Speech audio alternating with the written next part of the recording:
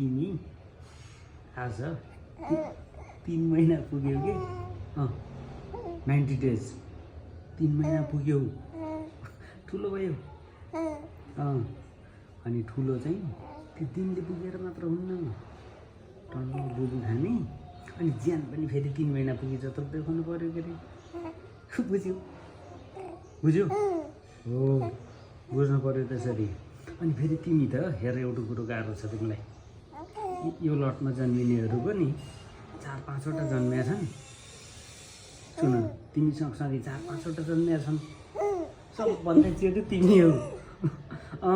सबैभन्दा जेठो तिमी हो अनि तिनीहरू सबले तिमीलाई दाइ नमस्ते भन्छन् बुझ्यौ अनि तिनीहरूभन्दा यसो ज्यान पनि त ठुलो देखिन परेन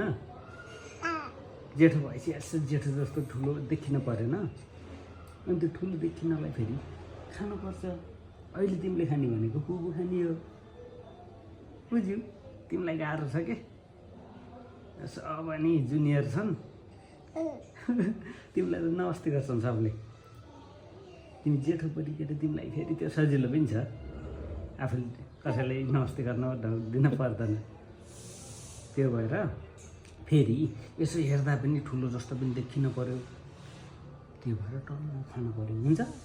हुन्छ हुन्छ कि नै खाने कि नखाने खाने है त ल आज 3 महिना पुग्यो नि त 3 महिनाको जत्रो पनि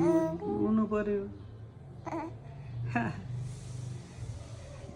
कुरो त्यसो भने त तिमीले त खान पर्ने त धेरै कारण छ के अरे अरूभन्दा ठुलो देखिन पर्यो दाइ जस्तो देखिन पर्यो सबैको यो लटमा जन्मियाभरिको तिमी दाइ हो सबले नमस्ते गर्न आउने हुन् अनि तिमी अनि ज्यान पनि त्यस्तै देखिन परेन हो कि होइन टन्न बुबु खानु पर्यो त्यही भएर हुन्छ